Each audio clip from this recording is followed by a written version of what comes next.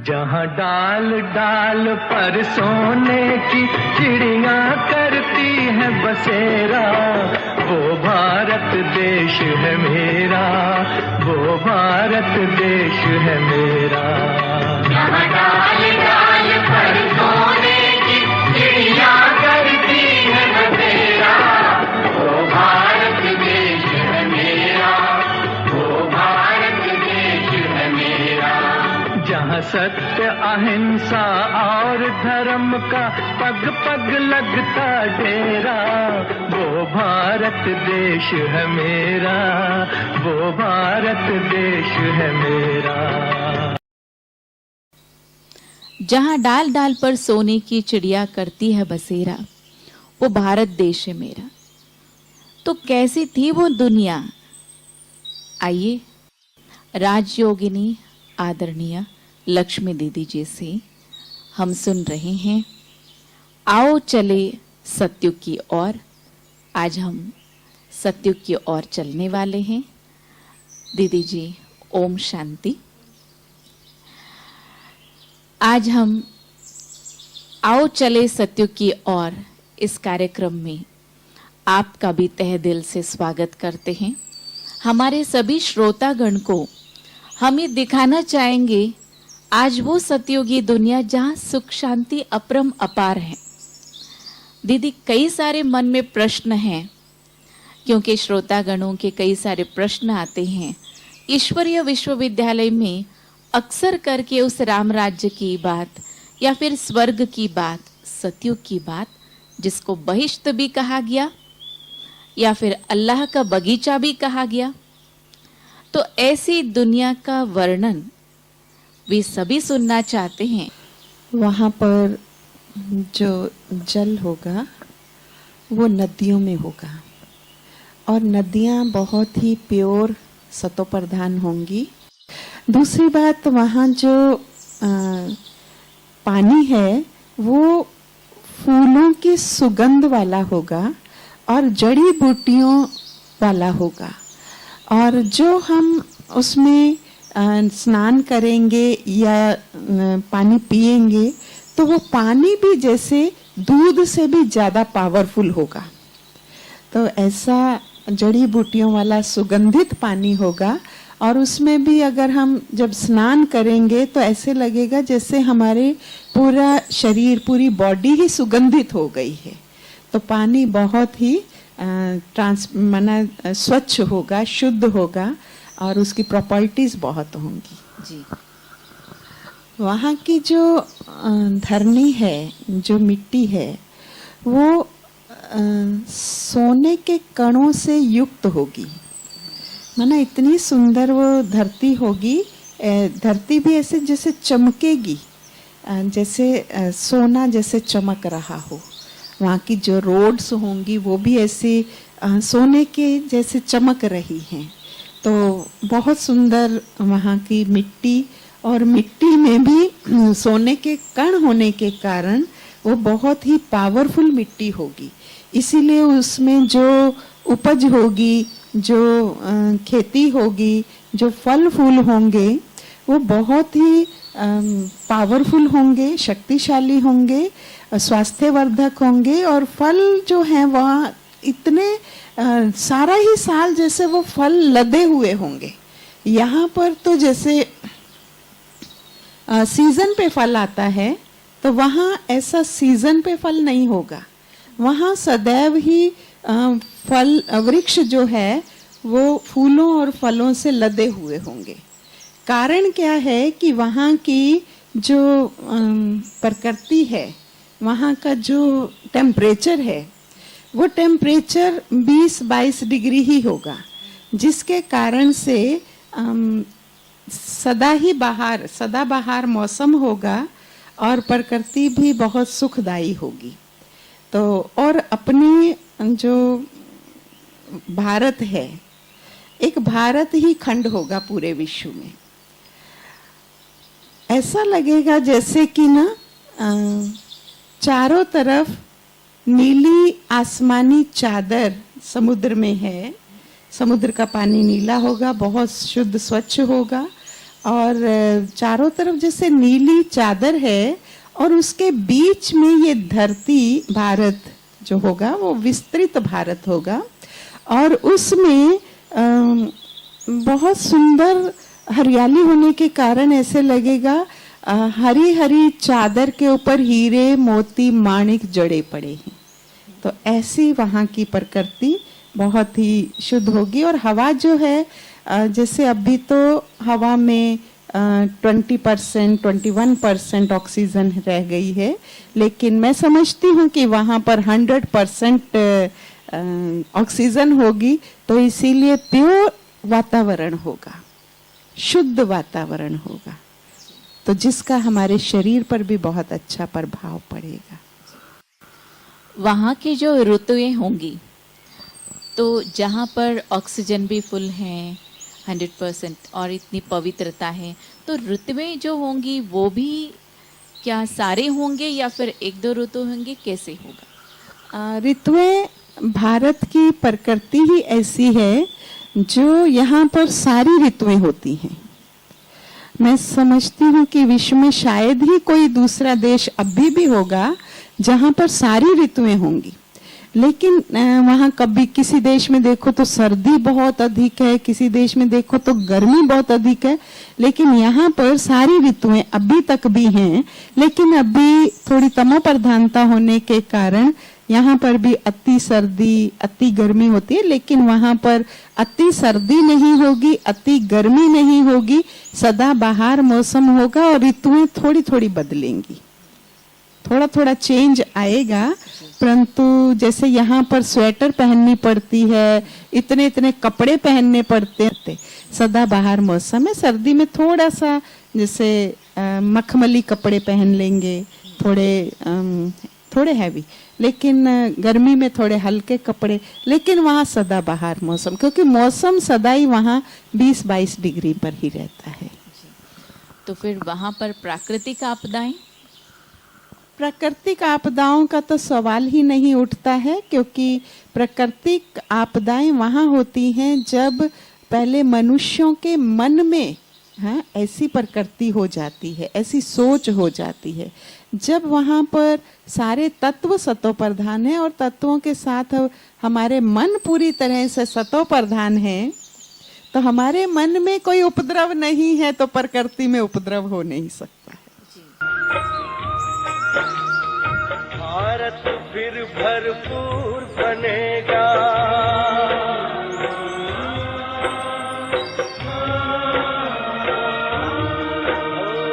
भारत फिर भरपूर बनेगा, कोई नहीं कमी होगी, हीरों से आकाश भरा, मोती से भरी जमीन होगी, भारत फिर भरपूर बनेगा। और सतो प्रदान, और वहाँ के पहाड़ आदि कैसे होंगे? वहाँ पर बहुत ऊंचे ऊंचे पहाड़ नहीं होंगे, और मैं समझती हूँ कि ये काले काले पहाड़ भी नहीं होंगे, पत्थरों के जो हैं। वहाँ पर बाबा ने जो हमें बताया है कि वो वहाँ पर पहाड़ ना छोटे छोटे पहाड़ होंगे, माना बहुत ऊंचाई वाले पहाड़ नहीं होंगे, बहुत रमणीक उसमें बने हुए होंगे।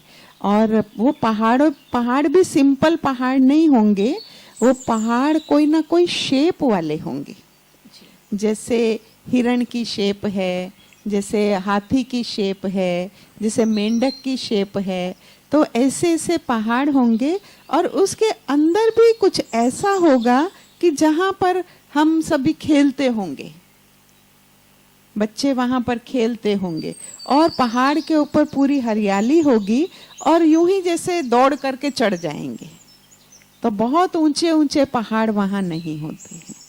वहाँ पर दौड़ने में भी कोई मेहनत नहीं लगती? नहीं, मेहनत नहीं लगती है जी।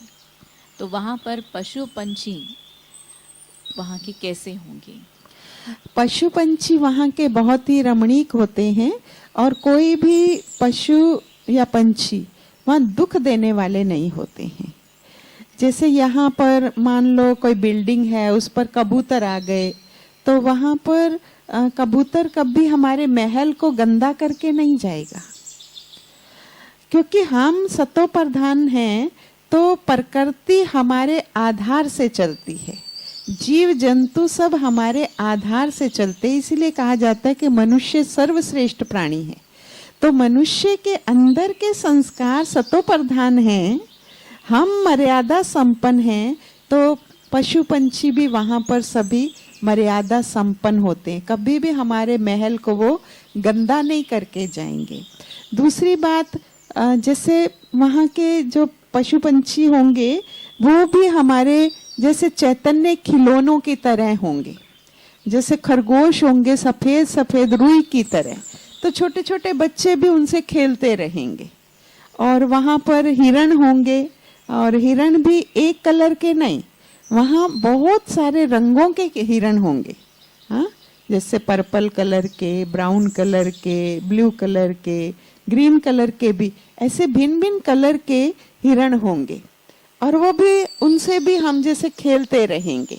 और वो प्राणी कभी भी वहाँ पर हमें कष्ट नहीं पहुँचाते हैं, ना गंदगी करते हैं, ना कष्ट पहुँचाते हैं। मोर होंगे सुंदर सुंदर, और मोर ही आंगन में नाचेंगे, क्योंकि गार्डन होंगे वहां पर बहुत सुंदर सुंदर हमारे, और गार्डन में खुशबू बहुत अच्छी फूलों की होगी। हाँ, सदाबहार फूल होंगे, और फूलों में से इतनी सुंदर खुशबू आती रहेगी। और कभी भी माना आर्टिफिशियल सुगंध की हमें कभी जरूरत नहीं पड़ेगी। वहां पर अगरबत्ती नहीं जलाई जाती, अगरबत्ती होती ही नहीं है। चाहे वो अगरबत्ती हो, यहाँ पर तो कई सारे परफ्यूम यूज किया जाता है। वहाँ परफ्यूम की ऐसी कोई जरूरत नहीं है। वहाँ नेचुरल ही हमारे हवा में ही इतनी सुगंध होगी, नेचुरल ऐसी बहुत सुंदर। और प्रकृति में जैसे पेड़ पौधे होंगे, तो पेड़ पौधे भी जैसे वो भिन्न भिन्न शेप के होंगे, पत्ते जो हैं वो भिन्न भिन्न शेप के होंगे। और जैसे बाबा कहते हैं कि ये प्रकृति सुबह सुबह जैसे हवा चलेगी तो म्यूजिक बजेगा इसमें से। और पशु पंछी भी भिन्न भिन्न आवाज करेंगे, और उन आवाज से बहुत सुंदर म्यूजिक जैसे निकलेगा।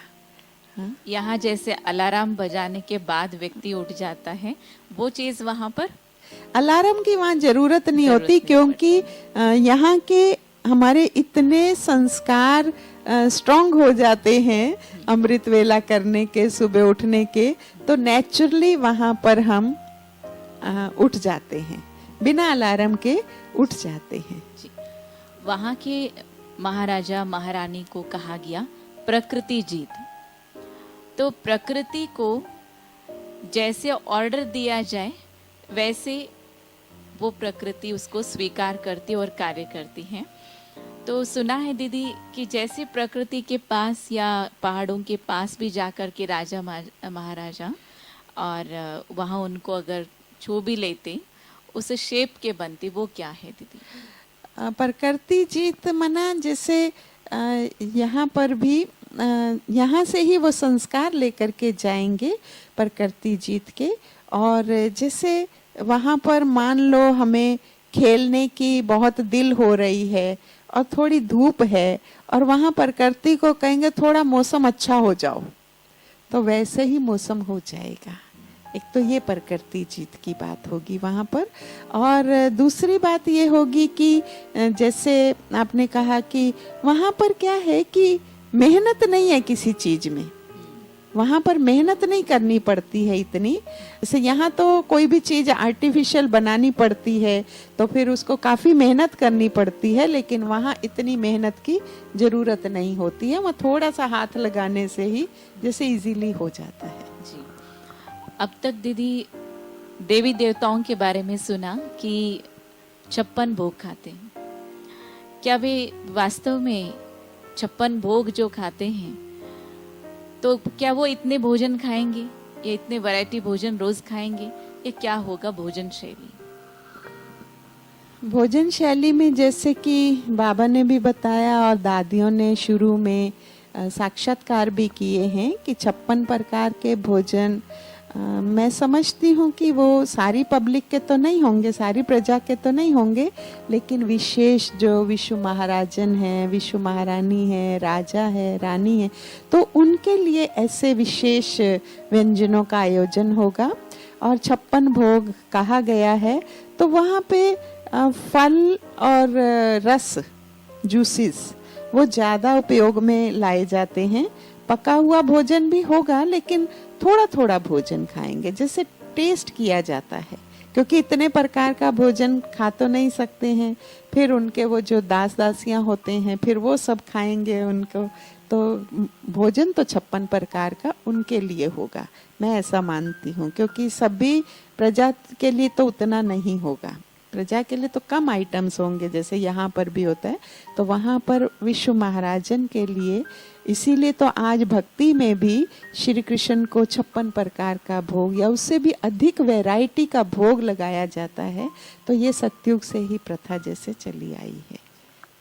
तो वहाँ पर क्या ऐसे मसालेदार पदार्थ होंगे जिसके आधार से वहाँ पर भोजन बनाया जाएगा?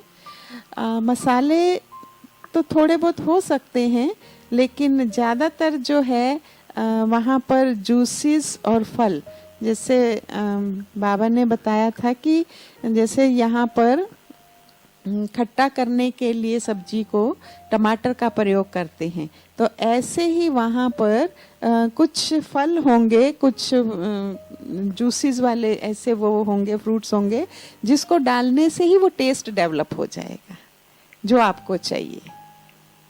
नमकीन चाहिए तो वैसा ही टेस्ट हो जाएगा, मीठा चाहिए तो वैसा ही टेस्ट डेवलप हो जाएगा। टमाटर है तो उससे हाँ, जो है खट्टापन। हाँ, तो इसी तरह के कुछ फल होंगे वहाँ पर, तो चीनी वगैरह नहीं होगी, शुगर फैक्ट्री नहीं शुगर फैक्ट्री नहीं होगी। तो कलयुग में जो इतने सारे विस्तार रूप में हम जो देखते हैं वो चीजें सतयुग में नहीं होंगी, नेचुरल रूप में होंगी ना।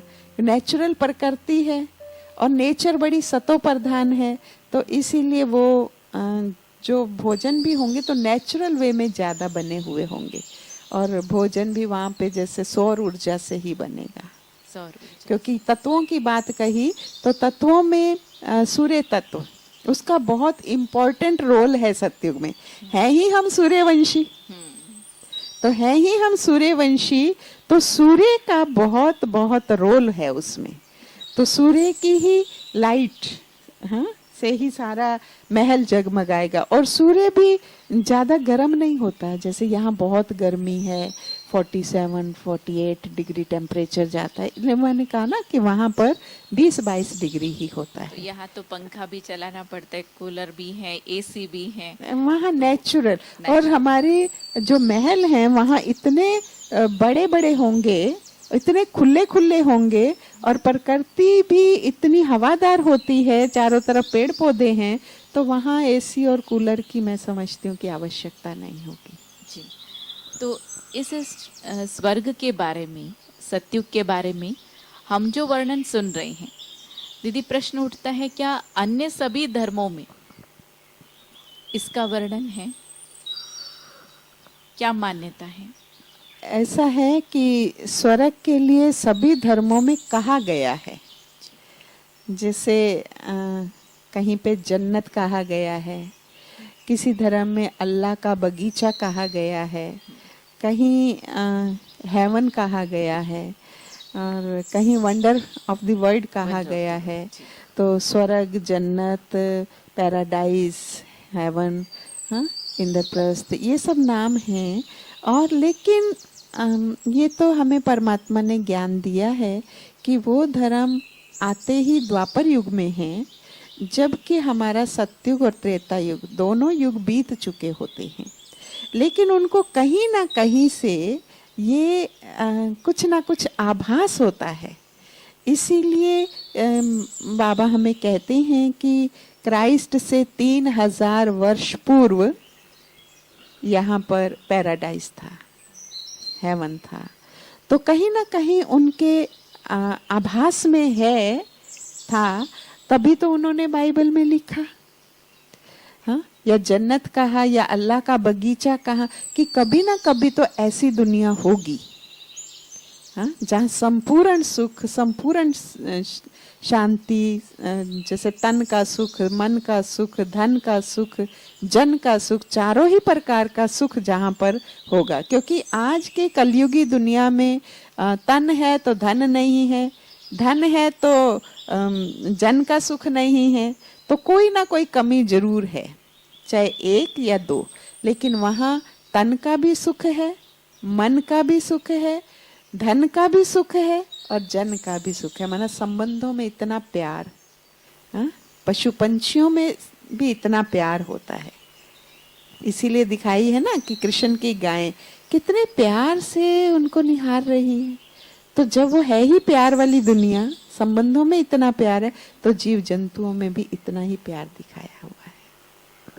अर्थात जितने जो दैवी गुणों से संपन्न वहाँ के देवताएं होंगे, पशु पंछी भी दैवी गुणों से संपन्न होंगे। दैवी गुण तो नहीं कह सकते, लेकिन एक फार्मूला है, एक फार्मूला है कि जैसे मैंने पहले भी बताया कि मनुष्य सर्वश्रेष्ठ प्राणी है। इस जगत की नियति ऐसी है कि मनुष्य सर्वश्रेष्ठ प्राणी है।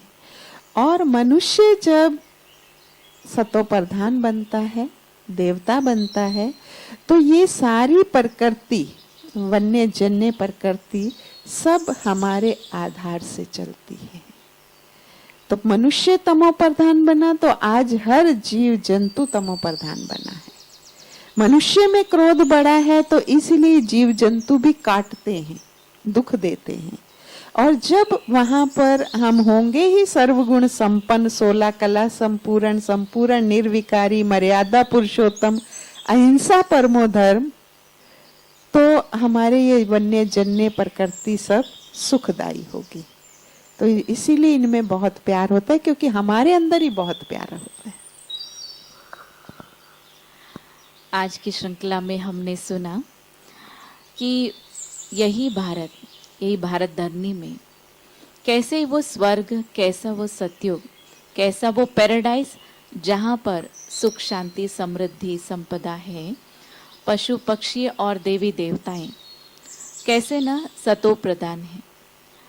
तो पुनः हम अगले कार्यक्रम में इस सतयुग के बारे में कई सारी बातों को, वहाँ की प्रकृति के साथ साथ अन्य कई सारी बातें, वहाँ का विद्याभ्यास कैसे होगा, उन बातों को भी हम अगले श्रृंखला में आपके समक्ष रखेंगे। अगले एपिसोड के लिए आप सबको नमस्ते।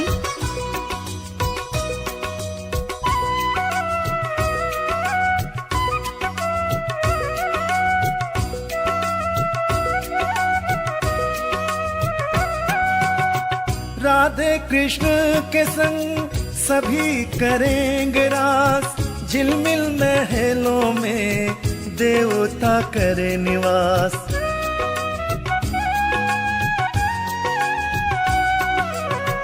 राधे कृष्ण के संग सभी करेंगे रास, झिलमिल महलों में देवता करे निवास, देवता करे निवास।